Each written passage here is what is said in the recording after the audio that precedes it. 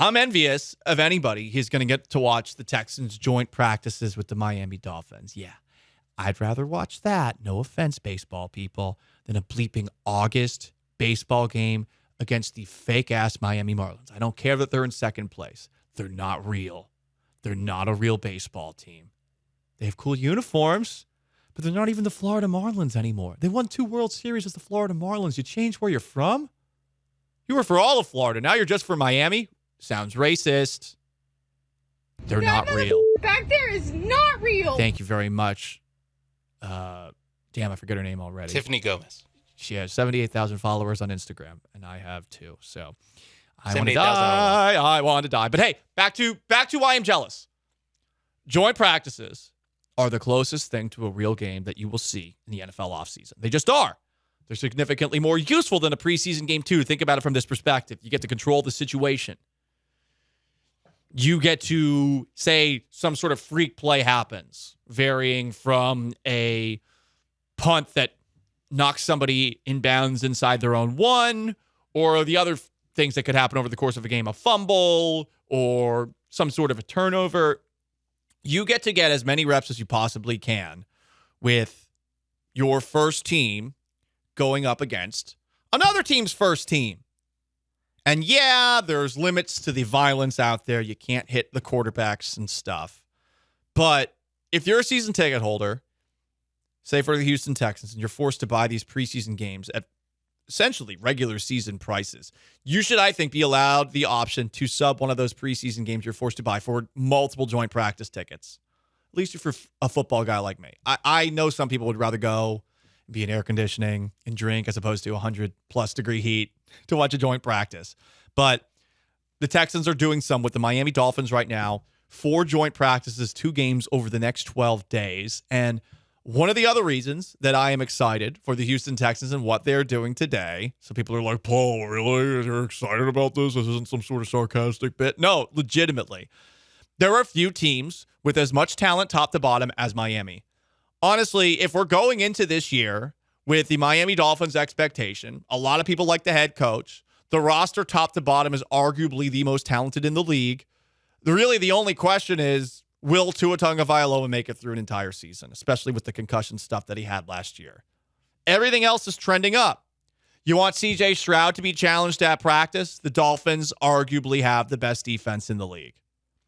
Pro Football Focus believes they have the second best secondary in the league. Xavier Howard, guys who you've probably never heard of before, Kader Kohu at corner, Javon Holland, good player, Deshaun Elliott. Jalen Ramsey's out for the foreseeable future, so maybe the cornerback group is not as good as it could be.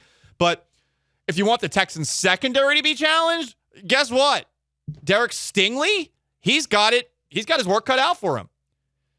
Steven Nelson had a great camp thus far. Same thing. Tyreek Hill, Jalen Waddle, Cedric Wilson, Braxton Berrios, and of course, Kiki Kuti, who, by the way, is on the Dolphins roster. Stacked.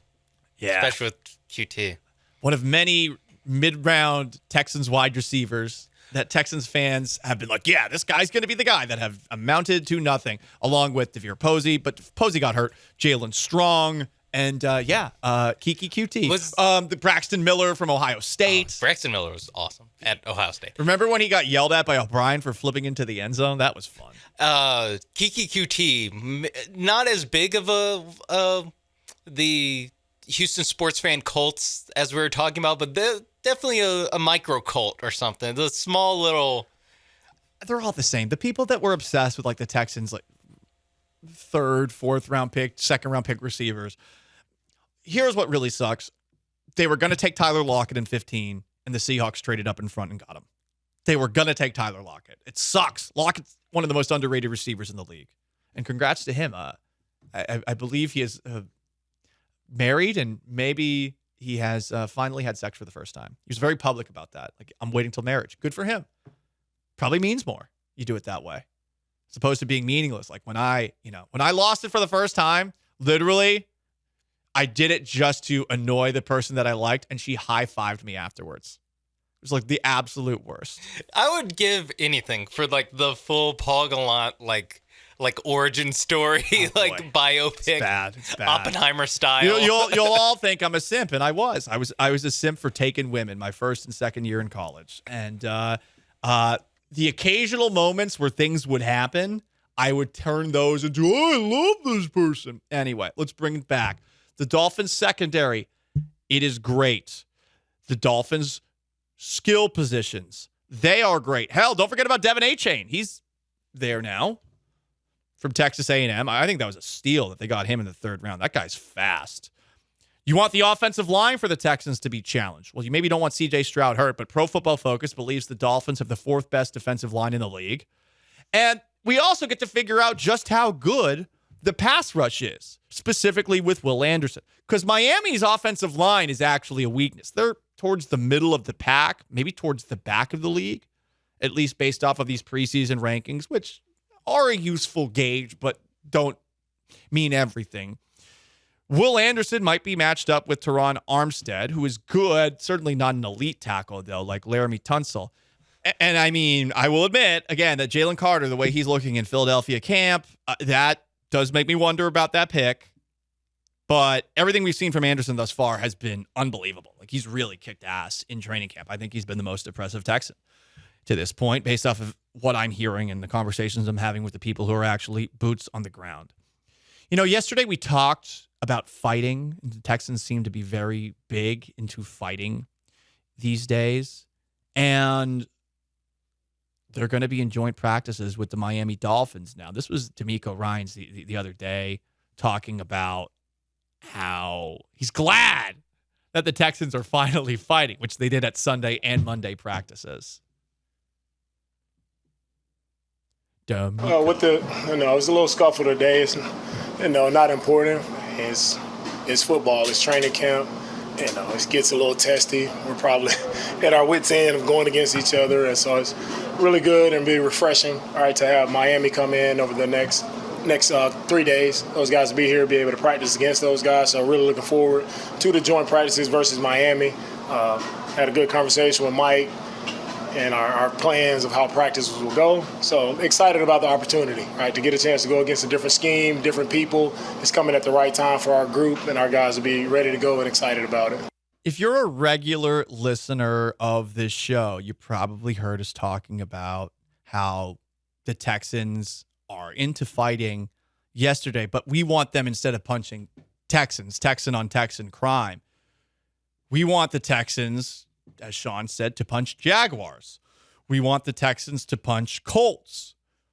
And then we got into a conversation about whether or not it's legal to punch a horse. It is not. It is not legal.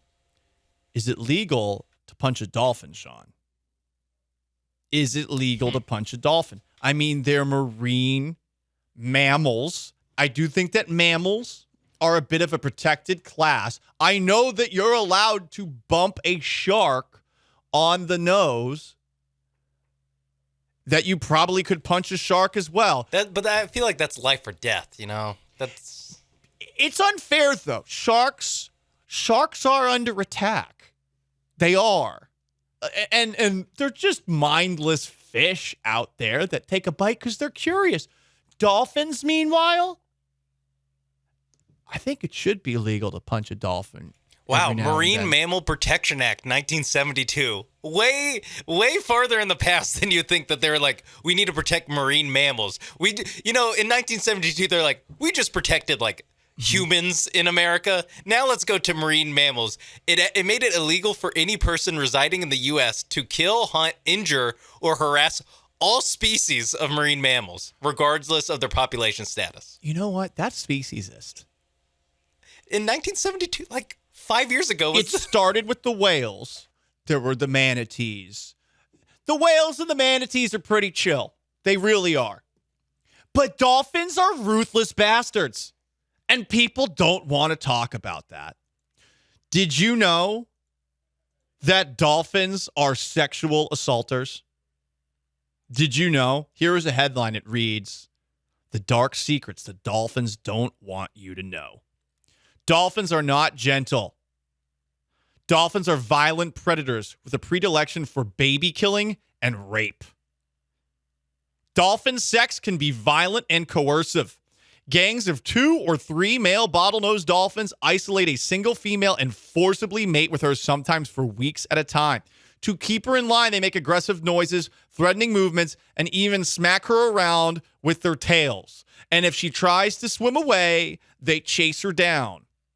Horny dolphins have been known to target human swimmers. Let me tell you about an actual dolphin that tried to sexually assault one of my family members. Jojo the dolphin, a dolphin that's been isolated from its pod in Turks and Caicos. Jojo the dolphin came after my uncle and started humping his leg. And everyone's like, oh, Jojo, he's so friendly. False. Yeah, it's like he's like the Bill Cosby of dolphins. So I'm glad the Texans might be about to start punching dolphins, especially, too, when you think about who Flipper really was. This is from a Frontline documentary. Worse than Mr. Ed, worse even than Rin Tin Tin, were the accusations lobbed at Flipper. Flipper. But I know him as James. Hating dog. That's what he used to call him. He used to come out of the pool and they throw him in the pool. You know, to scare the black people. It's James!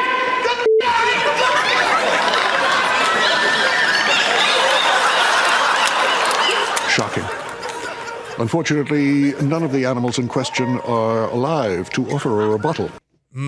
So Flipper the dolphin, racist. You heard our friend Donnell Rawlings at the very end of that. So there you go. Dolphins should be allowed to punch. We should be allowed to punch them. I'll say it first. Mammals being protected, sharks not, speciesism. Damn, you didn't think you'd hear that take today. Repeal the Marine Mammal Protection Act of 1972. At least make an addendum for the Dolphins. Okay? And I hope the Texans beat up on some Dolphins today.